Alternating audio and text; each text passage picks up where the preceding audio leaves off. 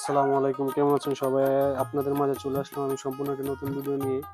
আজকে আমি দেখাবো আমার লাউ ক্ষেতে কি কি কীটনাশক প্রয়োগ করলাম। আমাদের এখানে টিউবওয়েল চেপে পানি ভরে নিলাম বালতিতে।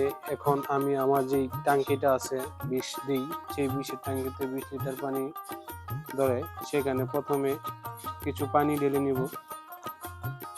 তারপর আমি আমার যে বিষগুলো দেখেন ওই যে অপর পাত্রে গুলিয়ে রেখেছি, সেগুলো আমি সমান এক এক প্যাকেটে দুটো কাটতে হয়। সেখানে আমি আধা আধা করে দুটো কাটতি করব। সেখানে আগে থেকে আমি বৃষ্টি দিয়ে পানির সাথে মিশিয়ে রেখেছি, ভালোভাবে ভিজলে ভালো স্প্রে হয়, গাছে সম্পূর্ণভাবে বিষগুলো লাগে, এতে গাছ দ্রুত বাড়ে ভিটামিন দিলে। এটা মেনসার গ্রুপের একটি পণ্য। আমি আমার জমিনে মেনসার এবং অ্যান্টাগল বেশি প্রয়োগ করি, মাঝে মধ্যে আপনার রিডোমিল গোল্ড এগুলো প্রয়োগ করি। পানিটি ঢেলে নিলাম।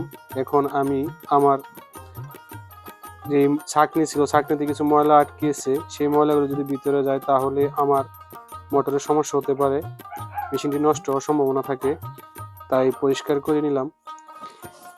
নিয়ে এখন চলে যাব আমার ক্ষেতে, দেখাবো কিভাবে বিষগুলো স্প্রে করলাম।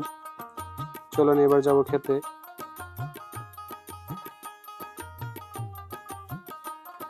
ভালোভাবে গাছগুলোকে ভিজিয়ে দিচ্ছি সব জায়গায় সমানভাবে।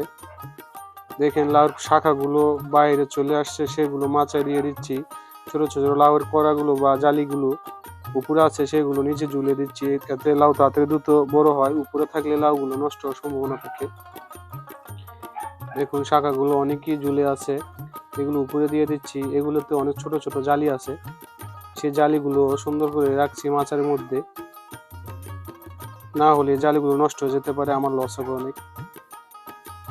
সামনে আরো জালি আছে, সেগুলো নিচে ঝুলিয়ে দিব। আমি এই জালিগুলো ভালো করে ঝুলাচ্ছি যাতে নিচে ঝুলে যায়।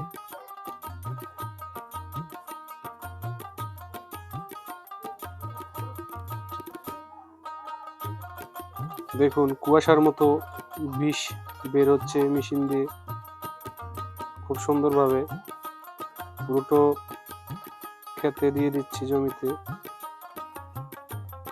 ভালো লাগলে আমার চ্যানেলটি সাবস্ক্রাইব করবেন। আমার চ্যানেল নতুন একটি চ্যানেল, ছোট্ট একটি চ্যানেল। যদি আপনাদের ভালো লাগে আমার এই ভিডিওগুলো লাইক করবেন, কমেন্ট করবেন, সাবস্ক্রাইব করে এই ভাইয়ের পাশে থাকবেন।